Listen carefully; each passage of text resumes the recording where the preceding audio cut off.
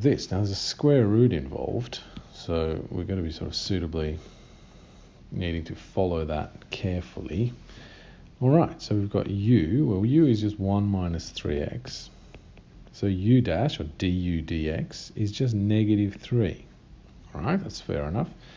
V is the square root of, it's the denominator, 4x minus 6. Now I'm going to rewrite this to 4x minus 6 to the power of a half. Now I can't just take 2 out of the factor, I just leave it as it is.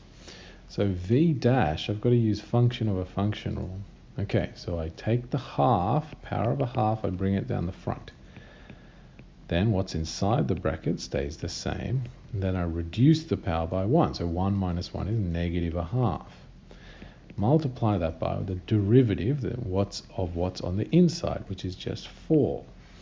Now, I want to simplify this. So this is 4 times half gives me 2.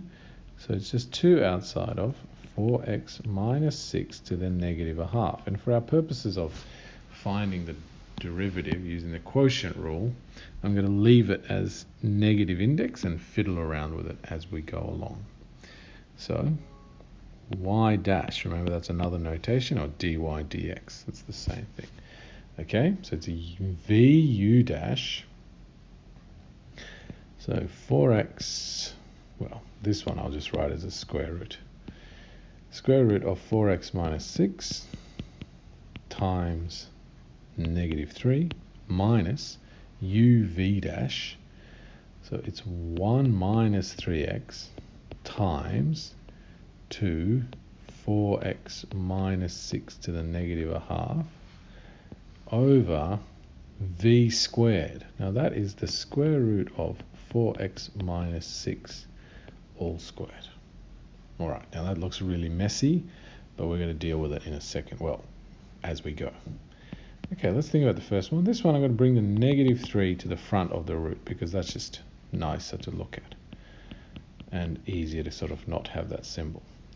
The next step I'm going to do is just kind of think about, well, I've got negative 1 minus 3x, so 2 is here. I can bring the 2 out the front, so minus 2, 1 minus 3x, that's helpful, times, I'm actually going to write the 4x minus 6 and negative a half as 1 over the square root of 4x minus 6, okay?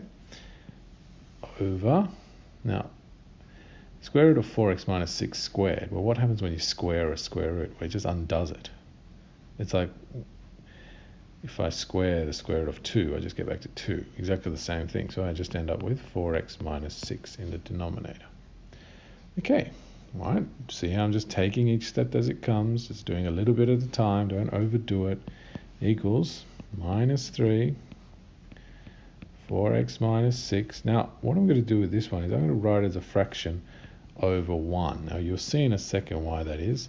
The second term, minus, I've got 2, 1 minus 3x, that's this part here, multiply with a fraction. Now when you multiply what essentially is a single term, it's a non-fraction, with a fraction, it goes into the numerator. So we're going to just write that as 2, oops, wrong color, 2 outside of 1 minus 3x over square root of 4x minus 6. And that's all over 4x minus 6. Okay. We're getting there. Bear with me. Now, this is not wrong, what I've written, but generally we don't like fractions within fractions. So, what I'm going to do is, this first fraction, I'm going to make the denominator the same. So I'm going to multiply by square root of 4x minus 6, multiplied by square root of 4x minus 6. Why am I doing that? Simply to match up the first fraction with the second fraction. And this is in the numerator of the sort of big fraction that I'm talking about. So this is going to be equal to minus 3 outside of, well, similar here, when I multiply square root by square root, that's like squaring it. So it just becomes 4x minus 6 over root 4x minus 6. That's just multiplying by 1. Minus 2. I might at this point expand the brackets, 2 minus 6x over root 4x minus 6. Now all over 4x minus 6 is the denominator of the big fraction. Okay, now you've got to, again, follow through. If you need to pause and have a think about each step, that's better to do it. I'm going to expand the brackets in the first fraction. So negative 3 times 4x is minus 12x. Negative 3 times negative 6 is plus 18. All right, and then think about this. Minus, and then 2, so it's minus 2.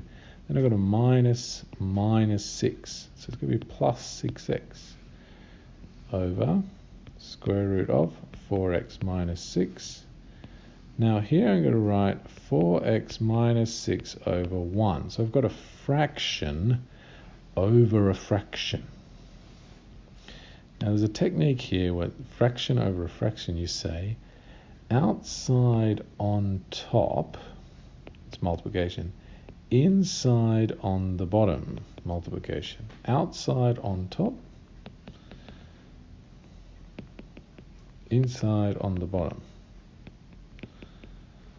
So that means that the outside of the 1 and this minus 12x plus 18 minus 2 plus 6x, so that's going to end up in the numerator. Then I've got a 4x minus 6 and the square root of 4x minus 6. That's going to end up in the denominator. Now obviously the numerator I'm multiplying by 1, so that's going to be unaffected.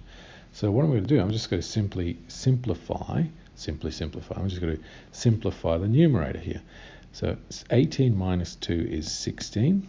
Negative 12x plus 6x is negative 6x.